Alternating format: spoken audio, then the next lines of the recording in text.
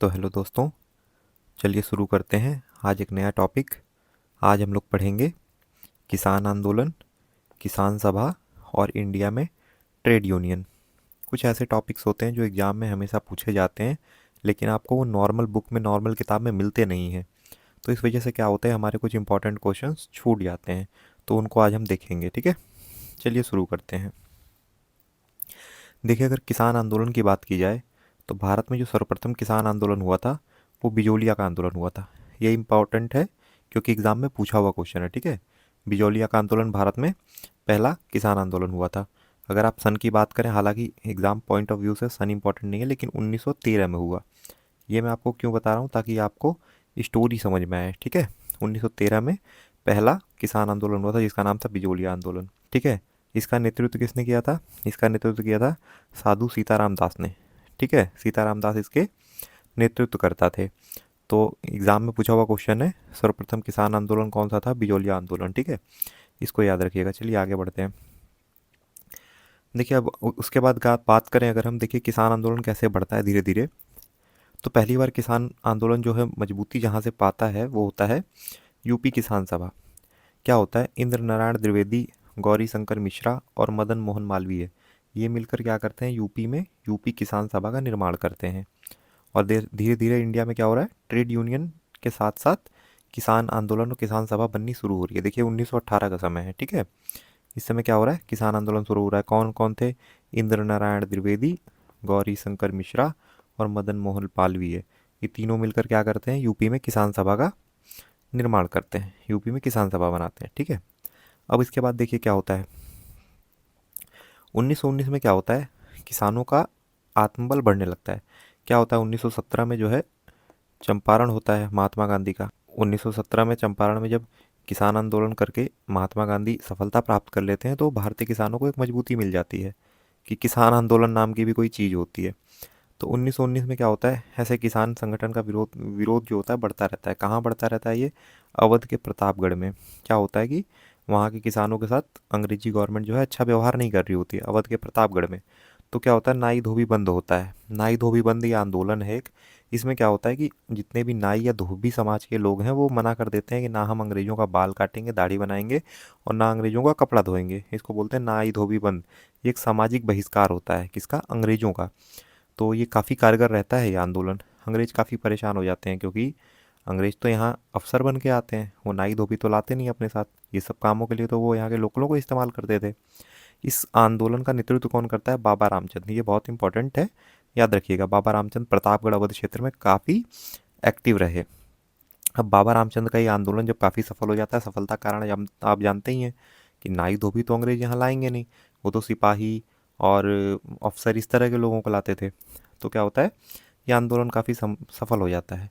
तो बाबा रामचंद्र क्या करते हैं, उनका मनोबल बढ़ जाता है। फिर वो क्या करते हैं, 1920 में क्या करते हैं, प्रतापगढ़ के अवध में अवध किसान सभा बना देते हैं अपनी एक अलग। बाबा रामचंद्र अवध किसान सभा बना देते हैं। तो अगर एग्जाम में क्वेश्चन पूछेगा तो आप ये याद रखिएगा, अवध किसान सभा किसने बनाई है? बाबा रामचंद्र ने, ठीक है। चलिए आगे बढ़ते हैं। देखिए अब यहाँ क्या होता है, अब देखते हैं किसान आंदोलन जो किसान सभा है इसका विकास कैसे होता है। ये तो हमने देख लिया कि शुरू कैसे हो रहा है।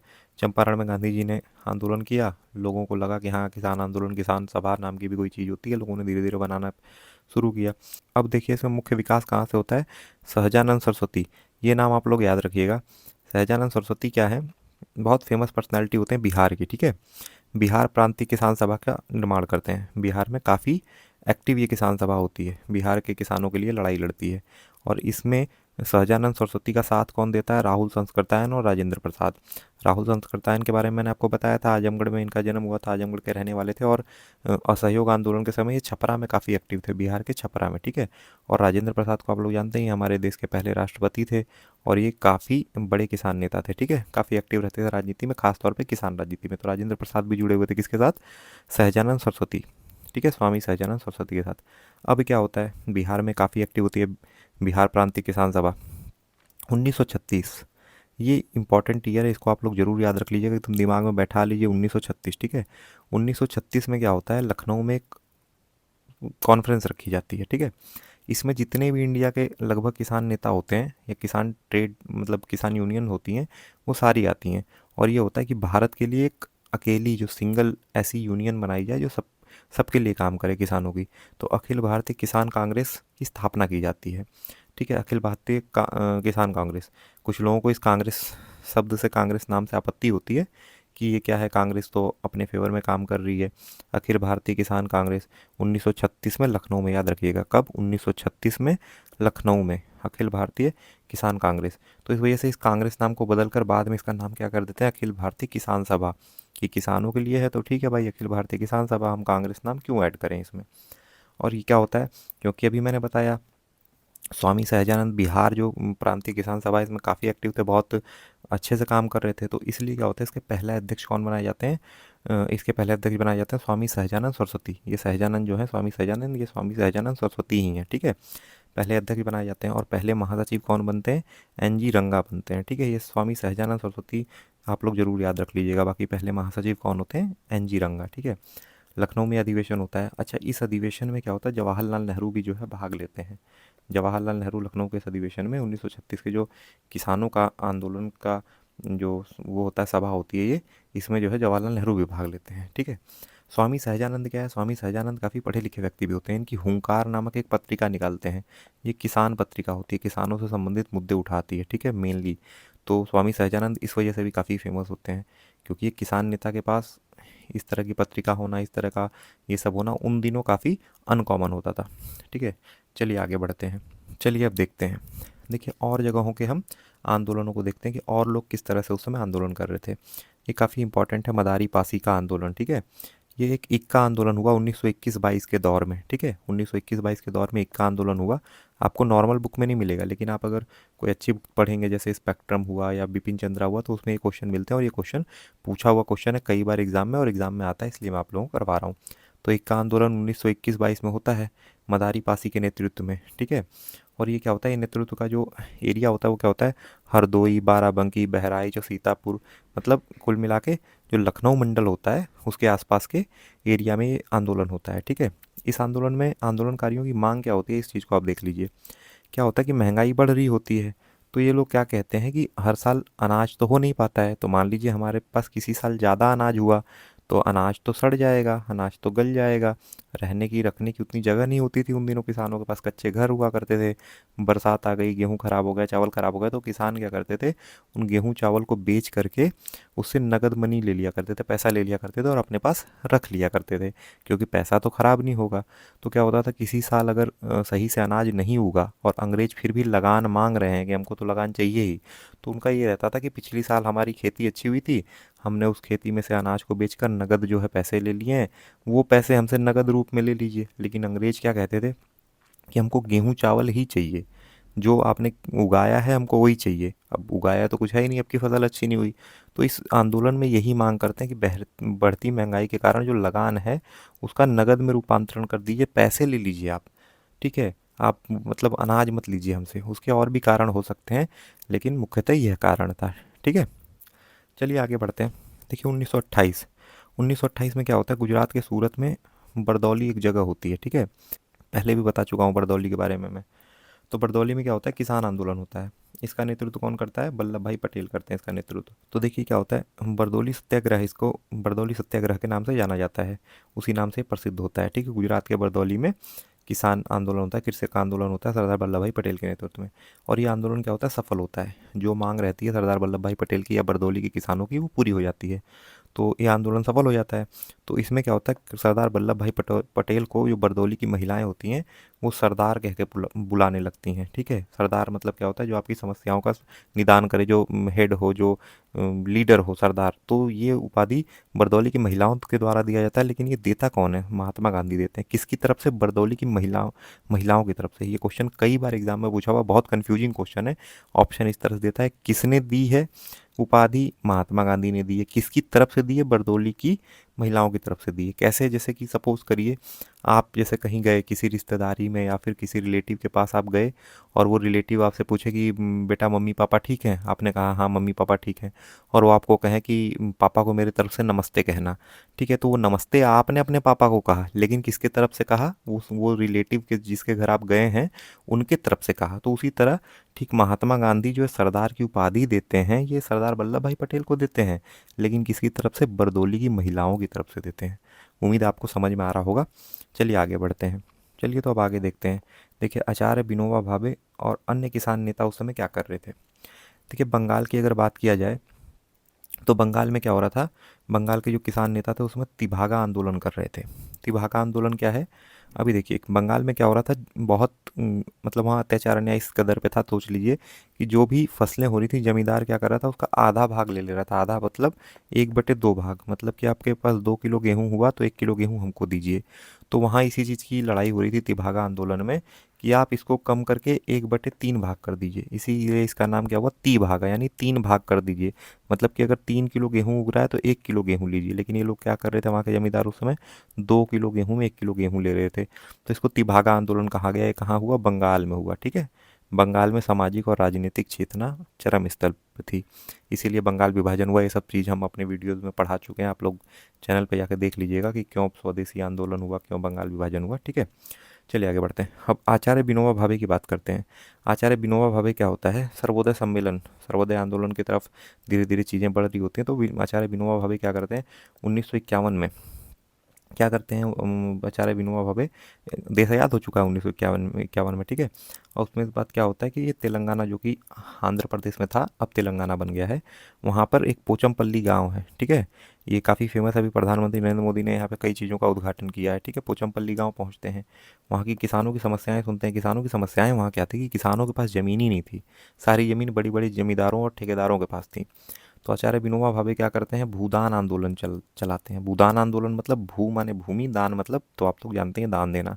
तो जिसके भी पास ज़्यादा ज़मीन है वो अपनी थोड़ी थोड़ी ज़मीन दान दे, ताकि वो गरीब लोगों के पास, जिनके पास कुछ भी ज़मीन नहीं है, उनको दी जा सके।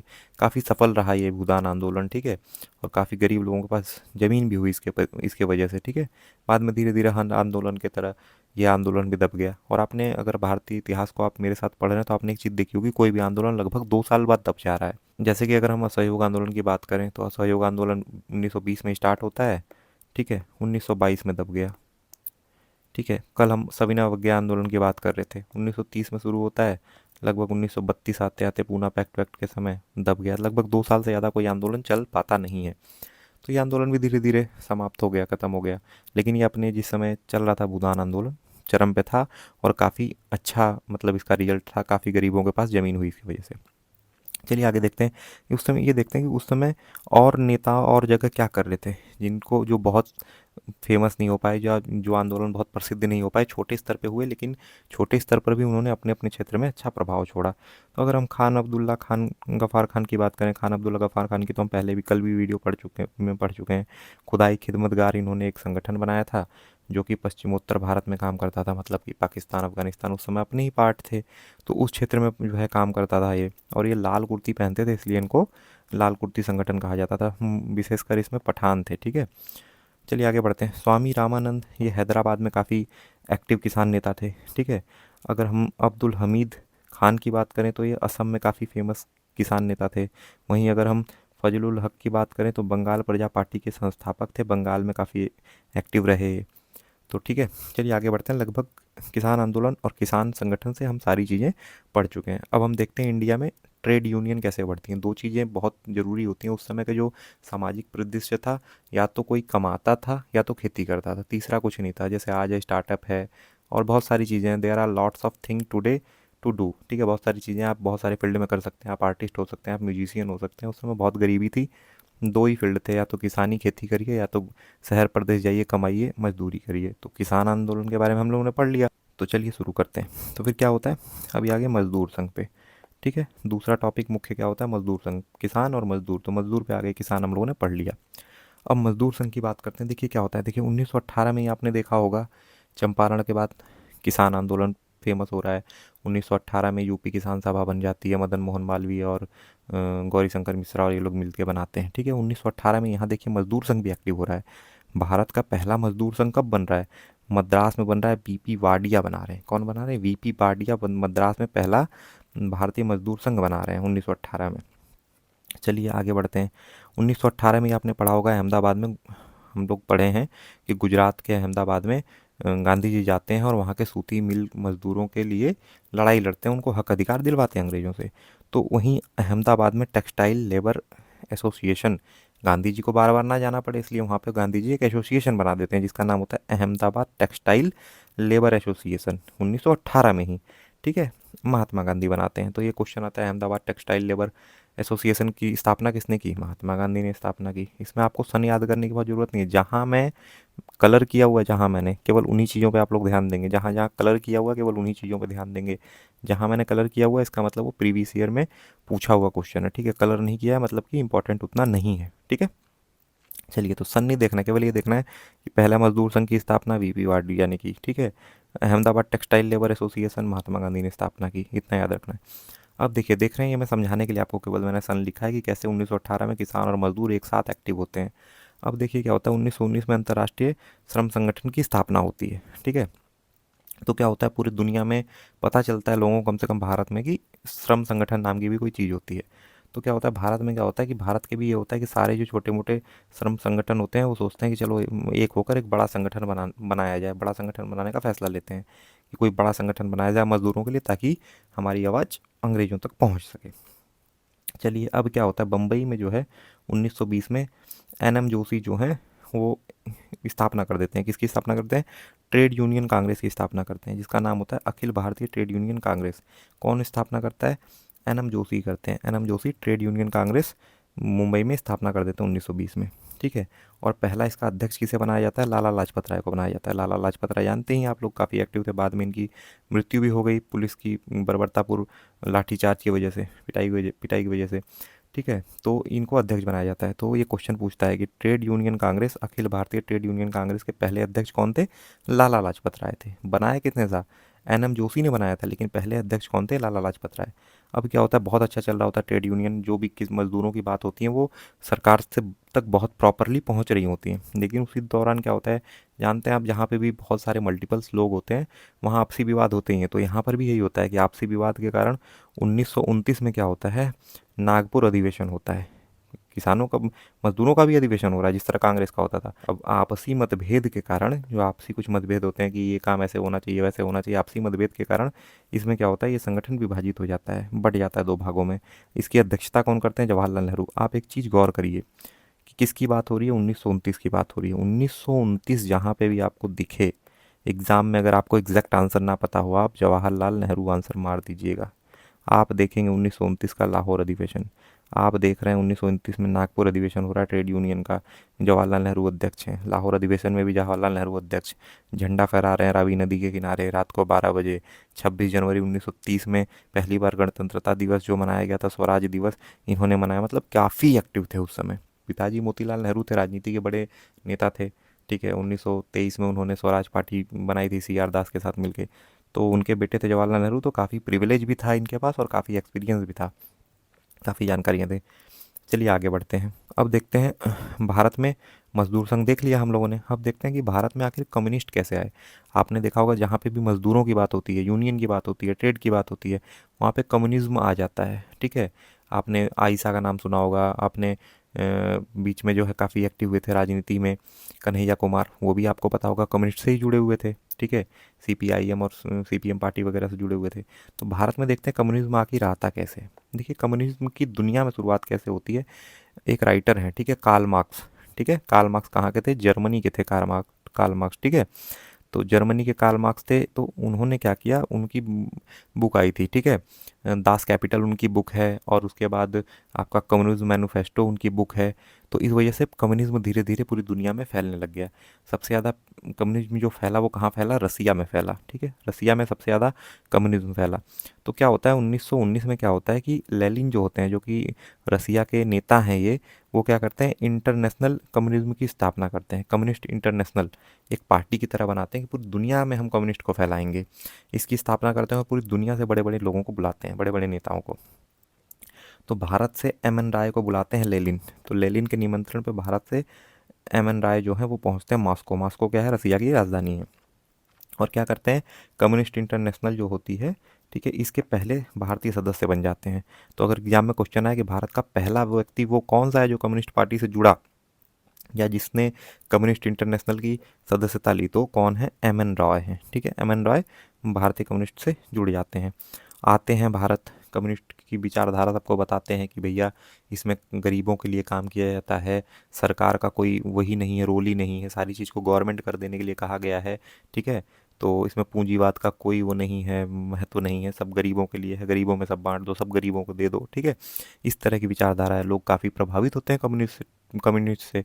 शुरू शुरू में काफ़ी कम्युनिज्म जो है फैलता है, तो क्या होता है, कम्युनिज्म आंदोलन फैलने लगता है और ब्रिटेन का यहाँ राज चल रहा है। ब्रिटेन क्या है, पूंजीवादी देश है, ये लोग कैपिटलिज्म पर भरोसा करते हैं। ठीक है, वहाँ कम्युनिज्म चलता नहीं, कम्युनिज्म कहाँ चलता है, रसिया और चाइना में। तो क्या होता है कि कम्युनिस्ट आंदोलन जैसे बढ़ने लगता है तो ब्रिटेन के ऊपर ब्रिटेन का बड़ा दबाव बन जाता है कि इसको बंद करिए, इसको रोकिए, कम्युनिज्म फैल रहा है। और जर्मनी तो जानते ही हैं, धुर विरोधी ब्रिटेन वगैरह का। तो क्या होता है कि कम्युनिज्म आंदोलन बढ़ने लगता है तो ब्रिटेन सरकार थोड़े चाल चलती है। कानपुर में क्या होता है, कुछ लोग ऐसे जो बड़े नेता होते हैं कम्युनिस्ट के, वो मतलब एक सम्मेलन अपना रखते हैं कि कम्युनिज्म को कैसे आगे बढ़ाया जाए, कम्युनिस्ट पार्टी को कैसे आगे बढ़ाया जाए, ये सब कर रहे होते हैं। तो उसी दौरान क्या करती है ब्रिटिश सरकार, क्या करती है, एक षड्यंत्र के तहत क्या करती है, उन पर मुकदमा चला देती है, कम्युनिस्ट नेताओं पर। जबकि ये गलत है, आप शांतिपूर्ण ढंग से कोई आंदोलन तो कर नहीं रहे हैं, शांतिपूर्ण ढंग से कोई बैठक कर रहे हैं, तो आपके ऊपर मुकदमा नहीं चलाना चाहिए। लेकिन जानबूझकर इनको ऊपर मुकदमा चला देती है, इसको कानपुर षड्यंत्र कहते हैं। ठीक है, क्योंकि कम्युनिज्म को रोकना है भारत में, क्योंकि ब्रिटेन कैपिटलिज्म कंट्री है। ठीक है, वो अमेरिका की तरह कैपिटलिज्म कंट्री है। तो उसके बाद क्या होता है, इसको कानपुर षड्यंत्र के नाम से जानते हैं, 1924 में ही होता है। सन आपको आपके लिए इंपॉर्टेंट नहीं है। एम एन राय याद रखिए, एम एन राय को क्या करते हैं, एम एन राय पे मुकदमा चलता है। जहाँ जाहिर सी बात है, एम एन राय तो पहले कम्युनिस्ट इंटरनेशनल के मेंबर थे, तो उनके ऊपर चलेगा ही चलेगा। ठीक है, इनको क्या बोला जाता है, बोला जाता है कि ये लोग क्रांतिकारी संगठन बना रहे थे, बोल रहे थे कि हाँ भारत में क्रांतिकारी आंदोलन करेंगे, इसलिए ऐसा किया गया। लेकिन रीज़न क्या होता है, रीज़न बिहाइंड इट ये होता है कि कम्युनिज्म पार्टी भारत में फैल रही होती है, तो उसको दबाने के लिए ऐसा किया जाता है। चलिए अब आगे बढ़ते हैं, ट्रेड यूनियन की बात कर लेंगे, छोटे छोटे और ट्रेड यूनियन में क्या हुए। तो ट्रेड यूनियन का जो समय था 1926 से लेकर 1929, ये एग्ज़ाम में पूछा हुआ है, 1926 से लेकर के 1939, सॉरी 39 तक। ठीक है, 1926 से लेकर 1939 तक जो टाइम पीरियड है, ये इंडियन ट्रेड यूनियन के लिए बहुत अच्छा रहता है, अपने चरम स्थल पर रहता है। ट्रेड यूनियन जो भी चाहता है करवा लेता है। ठीक है, तो काफ़ी पावरफुल रहता है उस समय तक ट्रेड यूनियन। ठीक है, अब क्या होता है देखिए, छोटा सा थोड़ा सा बचा हुआ है, बस ख़त्म ही हो रहा है। एम एन रॉय क्या करते हैं, एम एन रॉय जब देखते हैं कि कम्युनिज्म को रोका जा रहा है, ठीक है, और ट्रेड यूनियन सही से काम नहीं कर रही, आपसी मतभेद हो रही है, तो एम एन रॉय क्या करते हैं, रेडिकल डेमोक्रेटिक दल, ठीक है, अपना बना लेते हैं। एम एन रॉय क्या बनाते हैं, रेडिकल डेमोक्रेटिक दल बना लेते हैं। आप इसको याद रखना हो तो मैं आपको एक छोटी सी चीज़ बता दे रहा हूँ। जो कम्युनिज्म का आपने कभी झंडा होगा देखा होगा कम्युनिस्ट का, तो रेड कलर का झंडा होता है, उसमें हंसिया वगैरह बना रहता है, चांद वगैरह बना रहता है, तो रेड कलर का ही कम्युनिस्टों का झंडा होता है। आपने देखा भी होगा, लाल सलाम कहते रहते हैं ये लोग। तो रेड मतलब लाल होता है, और क्योंकि एम एन राय कम्युनिस्ट पार्टी से जुड़े हुए थे, तो आप याद रख सकते हैं रेडिकल डेमोक्रेटिक दल की स्थापना किसने की थी, एम एन रॉय ने की थी। चलिए आगे बढ़ते हैं। सौमेंद्र नाथ टैगोर बंगाल के थे, इन्होंने क्या किया, revolutionary communist party of India यानी कि क्रांतिकारी सौम्यवादी दल की स्थापना की। ठीक है, और इसको याद करना है आपको, तो देखिए सौमेंद्र नाथ है, सौम्य है, यहाँ पर भी सौम्यवादी है, तो आप इससे याद कर सकते हैं। ठीक है, क्रांतिकारी सौम्यवादी दल की स्थापना किसने की, सौमेंद्र नाथ टैगोर ने की। ठीक है, revolutionary communist party of India की स्थापना सौमेंद्र नाथ टैगोर ने की बंगाल में। बंगाल में काफ़ी समय तक कम्युनिस्ट पार्टी का सरकार भी रहा, बंगाल में काफ़ी समय तक, क्यों ज्योति बसु उसके मुख्यमंत्री भी रहे। अभी तक सबसे ज़्यादा समय तक सरकार अगर किसी पार्टी की चली है तो बंगाल में कम्युनिस्ट पार्टी की लगभग 34 साल सरकार चली। तो यहाँ पर हमारा वीडियो कंप्लीट होता है, और उम्मीद है आप लोगों को वीडियो अच्छा लगा होगा। और वीडियो अगर अच्छा लगा है तो प्लीज़ आप लोग हर वीडियो की तरह, जैसे आप लोग इस समय मेरे वीडियोस पे प्यार दिखा रहे हैं, नीचे कमेंट कर रहे हैं भर भर के, और आप लोग लिखते हैं कि पेड कोर्स से भी अच्छा आप पढ़ा रहे हैं, तो मुझे बहुत अच्छा लगता है। इसी तरह आप लोग कमेंट किया करिए, ताकि मेरा जोश और उत्साह इसी तरह बढ़ता रहे, और मैं आप लोगों के लिए बहुत अच्छे अच्छे कंटेंट लाता रहूँ। और मैं कोशिश कर रहा हूँ, मैं कुछ प्लान कर रहा हूँ आप लोगों के लिए कि मैं पॉलिटी आप लोगों की कंप्लीट करवा दूँ, क्योंकि एग्जाम में पॉलिटी से बहुत अच्छे अच्छे क्वेश्चन आते हैं, और बहुत ज़्यादा मात्रा में क्वेश्चन आते हैं। और आप लोगों का सामने एग्ज़ाम भी आ रहा है, आर ओ और पीसीएस का, तो मैं देखता हूँ जो मैं कर सकता हूँ आप लोगों के लिए। और thank you so much for watching the video, and God bless you all. और आप लोगों के लिए मैंने आगे क्वेश्चन डाल दिए हैं वीडियो में, वो क्वेश्चन आप लोग ज़रूर सॉल्व कर लीजिएगा, ताकि आपका कॉन्फिडेंस थोड़ा बूस्ट हो जाए। So thank you so much watching the video, and please share the video and comment in the video.